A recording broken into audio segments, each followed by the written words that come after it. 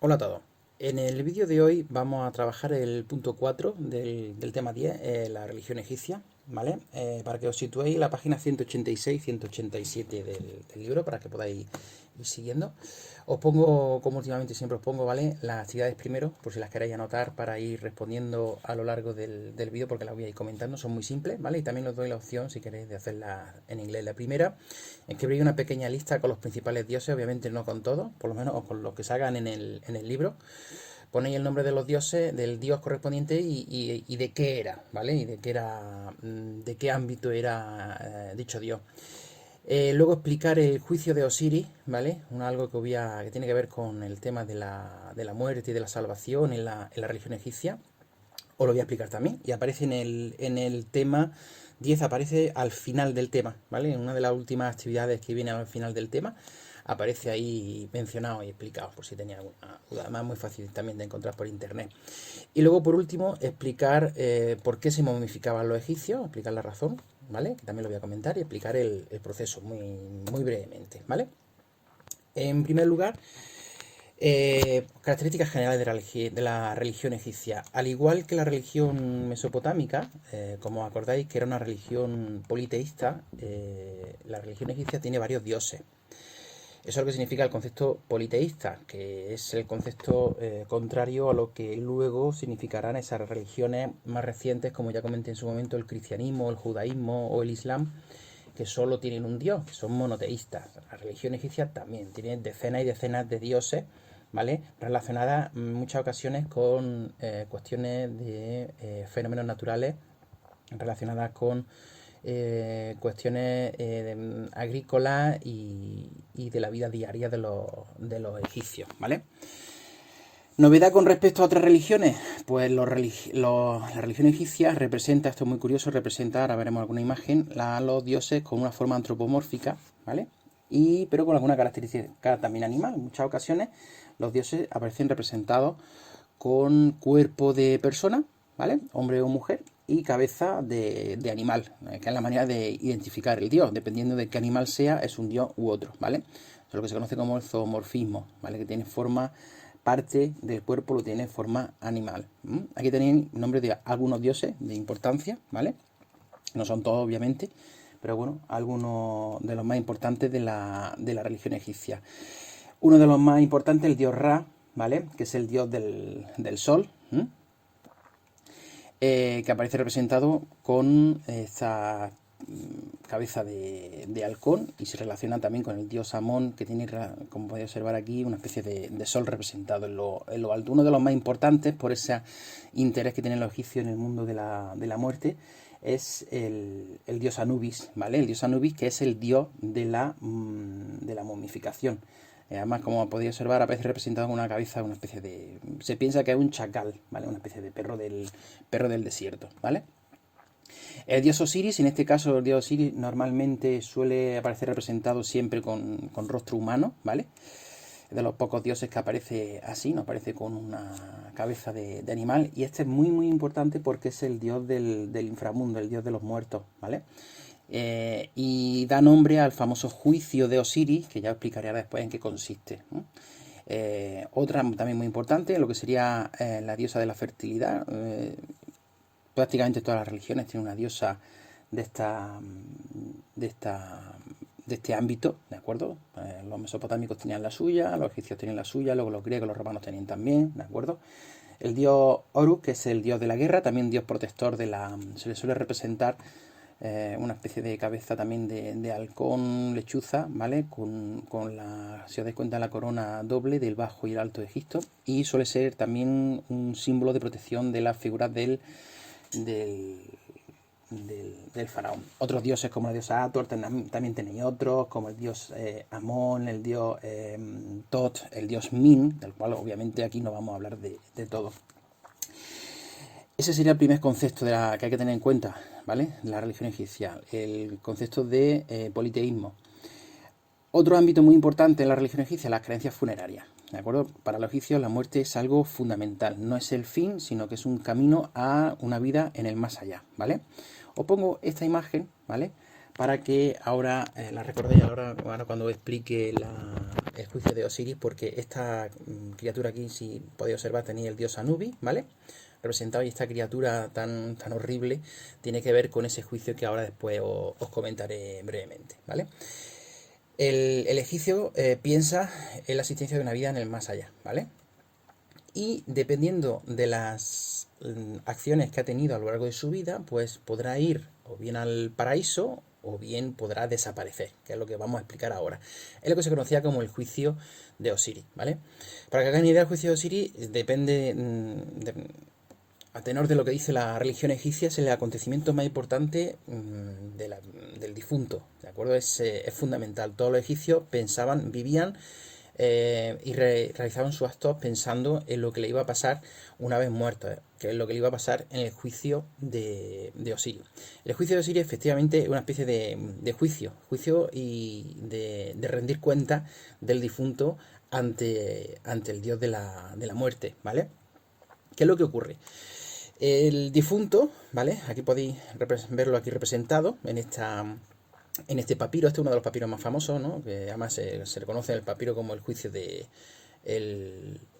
papiro del juicio de Osiris, porque aparece representado y resumido.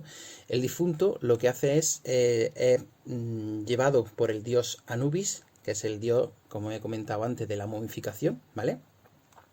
Conduce al difunto frente a Osiris y frente a los jueces, que son todos estos que hay aquí arriba, que son dioses, son un total de 42, aquí solo aparecen unos cuantos, pero bueno, la teoría es que el difunto es juzgado por 42 dioses, ¿vale? Y lo que hace el dios Anubis, se le extrae, como podéis observar aquí hay una balanza, se le extrae el corazón, que ellos conocían como el Ib, ¿vale? Que representa la conciencia y la moralidad. Y se ponía en esa balanza que hacía de contrapeso una especie de pluma que se le conoce como la Ma'at, que es un símbolo de la verdad y de la justicia, ¿vale? ¿Qué es lo que ocurre?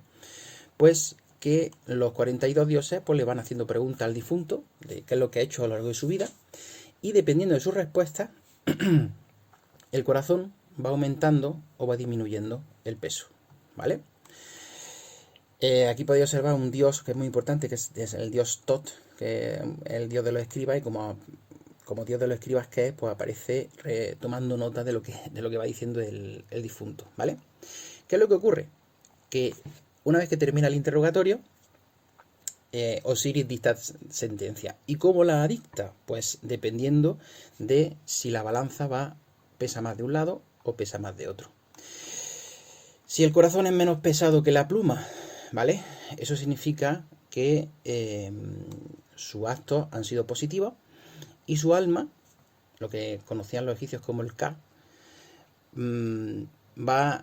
se permite que vaya en busca de su cuerpo, el cuerpo que ha sido previamente modificado para que pueda conservarse, ¿vale? Y vuelve a su cuerpo y puede irse al paraíso de la mitología egipcia, ¿vale? Pero ¿qué es lo que ocurre si el veredicto es negativo y su corazón, debido a esas malas acciones, pesa más que la pluma? Pues entonces que el difunto es arrojado, por eso he dicho antes lo de la bestia, ¿vale? A una bestia terrible, que es el Amit, que es el devorador de los muertos. Como podéis observar, lo hemos visto antes en la imagen anterior, ¿vale? El Amit es una criatura que tiene cabeza de cocodrilo, las patas traseras, la parte trasera de su cuerpo es de un hipopótamo, y tiene cabellera y patas delanteras de un león. ¿Qué es lo que ocurre con el difunto que ha caído en manos del Amit? Pues que se le produce lo que se le conocía en Egipto como la segunda muerte, que significaba que ya perdía esa condición de inmortal y dejaba de existir completamente. No podía regresar a su cuerpo momificado y obviamente no podía entrar en el paraíso, ¿vale? Entonces, esto es una especie de juicio final egipcio que tenía un pilar fundamental en la religión egipcia y también en la vida de los egipcios, ya que ellos actuaban pensando en cómo iba a ser su juicio y qué es lo que le iba a pasar dependiendo de sus acciones, ¿vale? Eso por un lado, eso sería el pensamiento, una de las creencias religiosas más importantes. Por otro lado, el tema de la momificación. La momificación tiene que ver obviamente con con la religión y con la muerte, que como he comentado antes tenía mucha importancia para los egipcios, ¿vale? ¿Por qué? ¿Por qué se produce esa momificación? Porque la creencia egipcia en el más allá, ellos pensaban que, como he comentado antes, que si se superaba positivamente el juicio de Osiris, pues el alma, el Ka, volvía a su cuerpo. Y el cuerpo obviamente tenía que estar bien conservado, ¿vale? Para poder fundirse una vez más en uno y poder ir al paraíso, ¿vale? Eso es la creencia. La realidad se piensa que, bueno, en Egipto, dado que su clima es tan seco, pues realmente los cuerpos casi que de manera natural se momifican. Entonces los egipcios veían como que los cadáveres pues se conservaban debido a esa extrema sequedad del clima egipcio, y ellos pensaban que el cuerpo se conservaba, y de ahí sale un poco esa creencia, ¿no?, de la necesidad de conservar el cuerpo. Vamos a ver, una vez que moría el difunto, lo que se hacía era un tratamiento al cuerpo para mantener, aparte de por la propia sequedad de Egipto, se le hacía un tratamiento para incrementar esa conservación del cuerpo, ¿vale? Una vez, aquí tenéis un dibujo más o menos explicativo muy, muy sencillito, ¿vale? La persona una vez fallecida, pues lo que se hacía primero era limpiar, pues, vamos, si tenía alguna herida o tenía algún problema, pues se limpiaba, se perfumaba, ¿vale? Y se le extraía, el primer paso muy importante, se le extraían los órganos vitales, ¿vale? Incluido el cerebro, ¿vale? Y se vaciaba prácticamente el cuerpo y se le introducía una serie de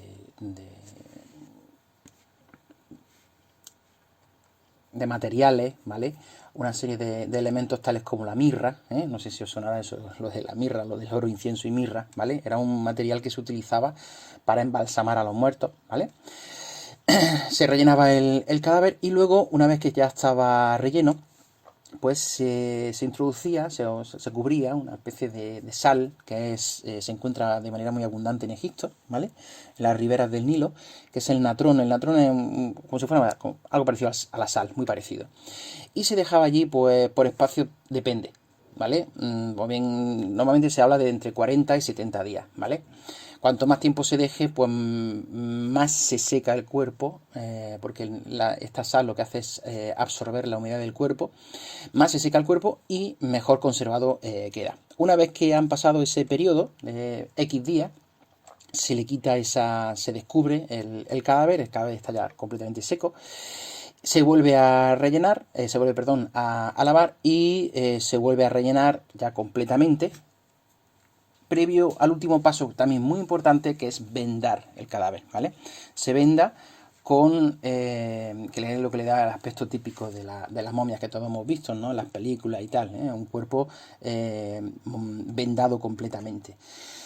En esas vendas normalmente es muy habitual encontrarse escritos relacionados con el juicio de Osiris, con la muerte, con el más allá, con el paraíso, etcétera, etcétera, ¿vale? Y una vez que ya estaba el cuerpo completamente preparado y vendado, pues entonces ya se enterraba, se metía en un sarcófago. Normalmente se metía primero en un sarcófago de madera, y luego, si la persona tenía dinero, pues se podía pagar algo mejor y podía ser introducido a su vez en otro sarcófago más caro y de mayor categoría, ¿vale? Porque eso es importante. Los egipcios, es para ellos tan importante la muerte que prácticamente durante toda su vida ellos iban ahorrando, iban juntando dinero para poder pagarse una momificación en condiciones. Es decir, porque el principal objetivo del egipcio, sea más pobre o más rico, es que su cuerpo se mantenga lo mejor conservado posible una vez después de muerto. El hecho de la momificación, pues, ¿qué nos ha permitido? Pues nos ha permitido, pues, poder tener muchísima información, porque esas momias han llegado a la actualidad bastante bien conservadas, las que se han encontrado miles y miles de momias, unas de personajes más famosos que otros, desgraciadamente, se han perdido muchísimas momias de faraones porque sus tumbas han sido saqueadas, ¿vale? Por ejemplo, las tumbas de las pirámides no se han encontrado momias, ¿vale?, desgraciadamente. Pero hay otros casos de otros faraones mucho menos importantes, sonará Tutankamón, que sí se encontró la momia, y gracias a eso se puede hacer un estudio que permite incluso saber más o menos cómo podía ser la apariencia física de esa persona, ¿vale? Y aquí lo tenéis, esto sería la momia, como se ha encontrado. Esto hay que pensar que esto está decorado, está pintado, ¿vale? y cómo sería, mediante una reconstrucción con técnicas forenses, cómo sería el rostro real de la persona. Hemos dicho que los egipcios en el proceso de momificación extraían los órganos, ¿vale? Pues esos órganos a su vez también se momificaban por separado. Se metían en unos vasos, ¿vale? Que se llamaban vasos canopes o canopos. También se secaban porque se pensaba que esos órganos también los necesitaría una vez que el alma volvía al cuerpo, ¿vale? Se han encontrado muchísimas tumbas con esos canopes. Es verdad, hay que decir que no es lo mismo un proceso de momificación de una persona pobre que de un faraón. Obviamente no tiene nada que ver, ni el proceso de momificación, ni por supuesto también todo lo que se incluía en la tumba, porque claro, en una tumba también, aparte del sarcófago con el cuerpo, con la momia, se podían introducir pues decenas y decenas de utensilios, de lo que conformaría el ajuar funerario. No es lo mismo, obviamente, el ajuar funerario de un pobretico, ¿vale? Que a lo mejor como mucho era un utensilio de su trabajo, un poco de comida, que el ajuar funerario de un faraón, ¿vale? Ejemplos concretos, estos son imágenes sacadas del Museo Británico. El Museo Británico, si os acordáis, es el sitio donde está la piedra de Rosetta, que también os puse imágenes. Pues uno de los mejores sitios para ver momias. El Museo Británico, como os dije, está en Londres. Hay un apartado que es en exclusiva, en varias salas que son de momias. Es una de las zonas más visitadas del museo. Se pueden encontrar momias, pues momias de animales, se pueden encontrar trozos de vendas, como he dicho antes, las vendas con las que se modificaban podían estar escritas con cosas relacionadas con la vida y la muerte, ¿vale? Se pueden encontrar, se pueden observar sarcófagos que están en vitrina, como podéis observar, normalmente sarcófagos de madera. Hay que pensar que los egipcios se momificaron y con este sistema pues prácticamente desde el inicio de la historia egipcia, de aproximadamente el 3500-4000 a.C. hasta prácticamente la ocupación romana. Es decir, hay momias incluso de la ocupación romana del siglo I a.C., ¿vale? Es decir, imaginaros la cantidad de momias que se han podido encontrar, son miles y miles. Además, cada cierto tiempo se encuentran nuevos yacimientos con nuevas momias que nos dan muchísima información, ¿vale? De cómo eran las personas, cuánto medían, por ejemplo, de qué se alimentaban, si tenían algún tipo de enfermedad, algún tipo de habían tenido alguna lesión, se habían roto una pierna. Es decir, todo eso, gracias al estudio anatómico de las momias, nos da una información muy precisa. Esta momia también del Museo Británico está mucho más antigua porque, como podéis aquí observar, parece un rostro pintado con un estilo muy romano. Esta es una momia ya de época romana, pero sigue siendo una momia egipcia, ¿vale? Esto sería una momia real, cómo quedaría el cuerpo de una persona momificada, y también está expuesto allí en el Museo Británico. Esos cuerpos normalmente también, como he dicho antes, lo he comentado, cuando he puesto la imagen de Tutankamón, se solían pintar un poco, para un poco, bueno, camuflar las características del cuerpo ya inerte. Los detalles que se conservan pues son espectaculares, las uñas, los dedos de los pies, etcétera, etcétera, ¿vale? He comentado antes que al difunto se le entierra con un ajuar funerario. Claro, no es lo mismo el ajuar funerario de un faraón, del faraón Keops, el de la Gran Pirámide, que un ajuar funerario de un simple artesano, ¿vale? Pero bueno, aquí, como podéis observar, son ajuares funerarios muy interesantes, figurillas, por ejemplo aquí uno que representa el llevar a la momia al lugar de enterramiento, ¿vale? Esto es muy habitual encontrarlo en tumbas, este barco con figurillas, porque representaba el momento en el que la tumba es llevada al lugar de enterramiento. Esto es muy habitual. También es muy habitual, dependiendo también de la profesión del enterrado, ¿vale? Ver alguna figurilla que un poco escenifican el oficio que tenía la persona. Aquí, por ejemplo, parece ser que están haciendo pan, están haciendo algún tipo de labor artesanal. Obviamente no es lo mismo un sarcófago de un pobretico hecho en madera como el que hemos visto aquí anteriormente, ¿vale? Como por ejemplo podía ser este de aquí que hemos puesto, ¿vale? Mucho más barato que el proceso de momificación y la tumba de un faraón. Hablaremos más detenidamente de las tumbas cuando hablemos del arte, ¿vale? Pero bueno, vamos avanzando en alguna cosilla. Tutankamón, que es uno de los faraones más famosos, no porque fuera muy importante, porque realmente en la historia egipcia de los faraones duró muy poco su reinado, ¿vale? Murió muy joven, se piensa que fue asesinado, Tampoco tuvo un reinado, ni, como he dicho, ni largo ni especialmente importante, pero es muy famoso y muy conocido porque su tumba es de las pocas tumbas que se ha encontrado casi intactas. Hay que pensar que en los 4.000 años de historia del Egipto antiguo, las miles y miles y miles de tumbas y los centenares y centenares de faraones, pues claro, esos son tumbas con cierta riqueza, son muy apetitosas para los expoliadores, para los ladrones, y ladrones siempre han existido. Entonces, muchas tumbas han sido saqueadas. La suerte que tuvo el pobre Tutankamón fue que su tumba pues no lo fue. Entonces se encontró prácticamente intacta. Entonces todos esos tesoros de Tutankamón, siendo, como digo, un faraón muy poco importante, pues afortunadamente pues llegó a la actualidad. Esto es una reconstrucción de cómo se encontró una de las salas de la tumba de Tutankamón, ¿vale? Con todo el ajuar amontonado. Como digo, un ajuar que realmente, para ser un faraón, era bastante modesto.